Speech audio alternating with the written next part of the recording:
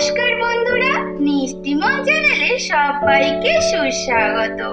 আজকের আমি চলে এসেছি সুজির সরভাজা মিষ্টি বা ভাজা মিষ্টি রেসিপি নিয়ে। কিভাবে মিষ্টিটা বানিয়েছি তা দেখতে হলে আমার পুরো ভিডিওটি প্রথম থেকে শেষ পর্যন্ত মন দিয়ে দেখতে হবে। তাহলে স্টেপ বাই স্টেপ স্টার্ট করা যাক, তোমরা দেখতে থাকো।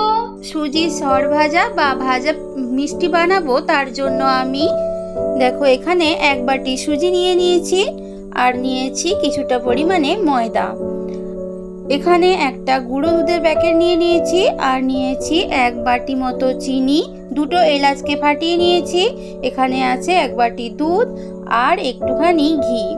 এই সমস্ত ইনগ্রিডিয়েন্টসগুলো দিয়ে আজকের আমি বানাবো সুজির সরভাজা বা সুজির ভাজা মিষ্টি।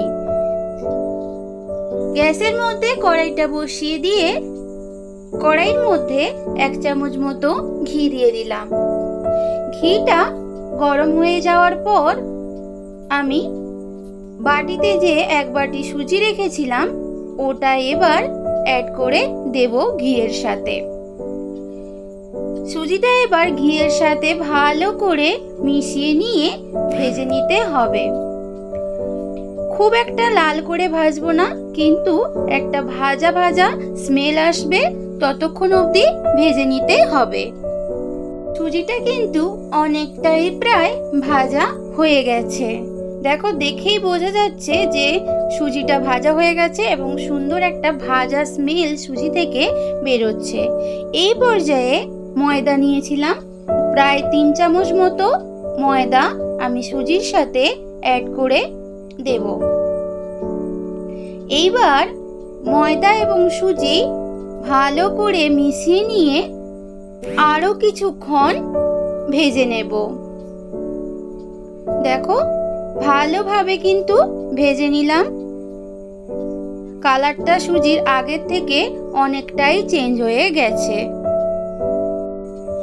গ্যাসের ভলিউমটা এইবার একটু কমিয়ে দেব, কারণ সুজি এবং ময়দাটা ভালোভাবে ভাজা হয়ে গেছে। আমি নিয়েছিলাম এক বাটি সুজি, তাই সেই অনুযায়ী আমি 2 বাটি জল এবং দুধ ইউজ করব। প্রথমে এক বাটি উষ্ণ গরম দুধ দিলাম আর দেব এক বাটি জল।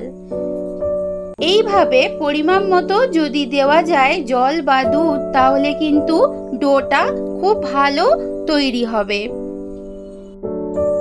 এইবারে সামান্য একটু লবণ দিয়ে দিলাম, দিয়ে ভালো করে সুজির সাথে মিশিয়ে নিলাম। দেখো, সুজিটা কিন্তু প্রায় সেদ্ধ হয়ে গেছে, একটা সুন্দর ডো ফর্মে কিন্তু এসে গেছে। এইবার একটুখানি ঘি অ্যাড করে দিলাম, দিয়ে সুজির সাথে ভালো করে মিশিয়ে নিতে হবে ঘিটা দেওয়া হলো এই কারণ বাইন্ডিংটা ভালো হবে এবং হাতে যখন রেডি করব তখন একদম চিপকে যাবে না। একটু ঠান্ডা হয়ে যেতে আমি কিন্তু হাত দিয়ে সুজিটাকে একটুখানি ভালোভাবে ঠেসে নেব, নাহলে কিন্তু ঠান্ডা হয়ে গেলে আর সুজিটাকে ঠেসে নেওয়া যাবে না, ফেটে ফেটে যাওয়ার সম্ভাবনা থাকবে। একটু গরম লাগবে, তাও একটু গরম থাকা অবস্থায় একটু ঠান্ডা জলে হাত দিয়ে একটুখানি ঠেসে নিতে হবে। দেখো, আমার কিন্তু ডোটা একদম রেডি হয়ে গেছে। এবারে আমি যে গুঁড়ো দুধটা নিয়েছিলাম ওটা এবার এর মধ্যে অ্যাড করে দেব, দিয়ে ভালো করে সুজির সাথে মিশিয়ে নেব। এই সময়ে গুঁড়ো দুধটা কিন্তু মিষ্টিতে একটা আলাদা ফ্লেভার দেবে, যেটা খাওয়ার সময় খুবই ভালো লাগবে এবং আলাদা একটা টেস্ট আসবে। তার জন্য ভালো করে মিশিয়ে নিয়ে কিছুক্ষণ আমি সেট হওয়ার জন্য ঢাকা দিয়ে রেখে দেব। গ্যাসের মধ্যে একটা কড়াই বসিয়ে দিলাম। এবারে যে চিনিটা রাখা হয়েছিল ওটা অ্যাড করে দিলাম কড়াইয়ের মধ্যে এবং প্রায় 1.5 বাটি মতো জল চিনির সাথে অ্যাড করে দিলাম। এইবারে ভালোভাবে জলের সাথে চিনিটাকে মিশিয়ে নিতে হবে। এখানে চিনির একটা সিরা বানাতে হবে। চিনিটা প্রায় আমার জলের মধ্যে গুলে গেছে। এবারে এলাচ দুটো যে আমি ফাটিয়ে রেখেছিলাম ওইগুলো এবার এর মধ্যে দিয়ে দেব। সিরার মধ্যে যদি এলাচেরটা দেওয়া যায় তাহলে কিন্তু সিরাটা একটা আলাদা ফ্লেভার আসে, যেহেতু এলাচ দেওয়া হচ্ছে। তোমরা চাইলে এলাচের গুঁড়োও ইউজ করতে পারো, কিন্তু গোটা এলাচটা দিলে কিন্তু বেশি ভালো লাগবে। শিরাটা কিন্তু একদম রেডি হয়ে গেছে। এখানে এক তার বা দো তার শিরার কোনো দরকার নেই, মোটামুটি একটু আঠালো হলেই কিন্তু শিরাটা রেডি হয়ে যাবে। শিরাটা একদম রেডি। এবারে আমি নামিয়ে নেব। এবারে আমি হাতের মধ্যে একটু ঘি নিয়ে নিলাম আর সুজির যে আমি ডোটা বানিয়ে রেখেছি ওটা এবার নিয়ে নেব। এবার একটা আমি বেলুন চাকি আর বেলনি কাঠ নিয়ে নিলাম, নিয়ে একটু মোটা করে রুটির শেপ করে বেলে নিতে হবে। যদি একটু ফেটেও যায় এতে কোনো সমস্যা থাকবে না। এবারে একটু মোটা করে বেলে নিতে হবে, একদম কিন্তু পাতলা হবে না। দেখো আমার পুরোটা কেমন হয়েছে তোমরা নিশ্চয়ই বুঝতে পারছো।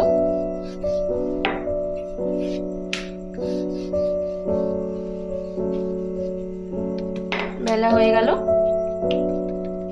একটু ভালো করে আমি হাত দিয়ে সেট করে দিচ্ছি, যাতে ফাটা কোনো কিছু থাকে সেটাও সেট হয়ে যাবে। এইবারে একটা ছুরির সাহায্যে আমি পিস পিস করে কেটে নেব। তোমরা তোমাদের সুবিধা মতো কেটে নিও, আমি আমার মতো করে কাটছি।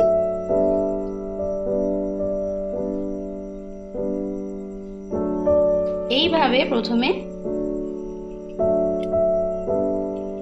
করব, এরকম আর সাইজ করে কেটে নেব। এবারে এই শেপ করে কাটবো। দেখো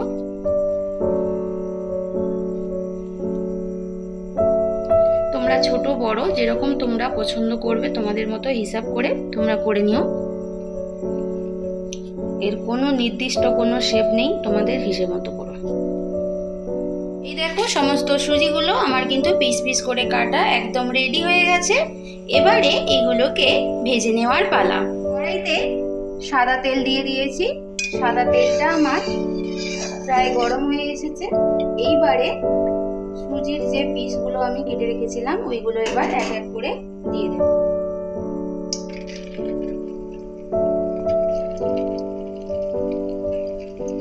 গ্যাসের ভলিউমটা এই সময় একটু মিডিয়ামে রাখবো, তাহলে কোনোটা তাড়াতাড়ি লেগে যাবে, কোনোটা কম হবে, এভাবে হয়ে যাবে। তার জন্য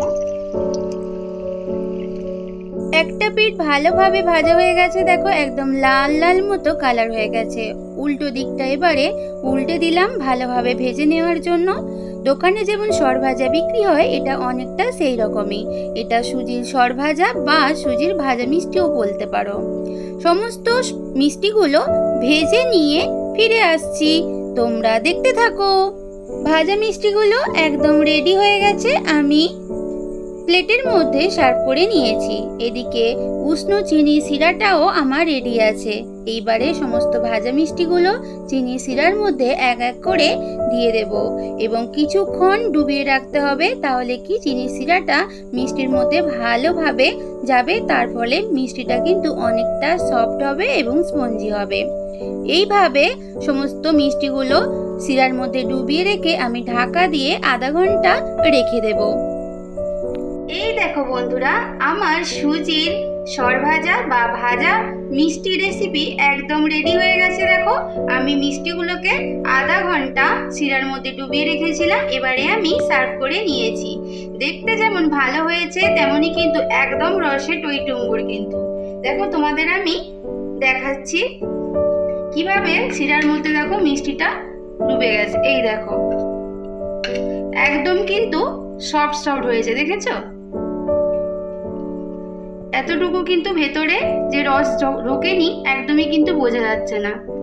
খেতে যেমন ইয়ামি ইয়ামি হয়েছে তেমনই কিন্তু দেখতেও কিন্তু তেমনই ভালো হয়েছে। তোমরা প্লিজ একবার আমি যেমন করে বললাম, যেমন টিপসগুলো বললাম সেই অনুযায়ী যদি বানাতে পারো তাহলে কিন্তু একদম পারফেক্ট সরভাজা রেডি হয়ে যাবে। আমার চ্যানেলে যারা নতুন বন্ধুরা আসছো তারা প্লিজ আমার চ্যানেলকে সাবস্ক্রাইব করে নিয়ে আমার পাশে থেকো, বেল আইকন অবশ্যই প্রেস করো। তাহলে বন্ধুরা আজকের মতো তোমাদের থেকে বিদায় নিলাম। ফিরে আসবো নতুন কোনো এক রেসিপির সাথে। ততক্ষণ তোমরা সবাই ভালো থেকো, সব সময় টাটা।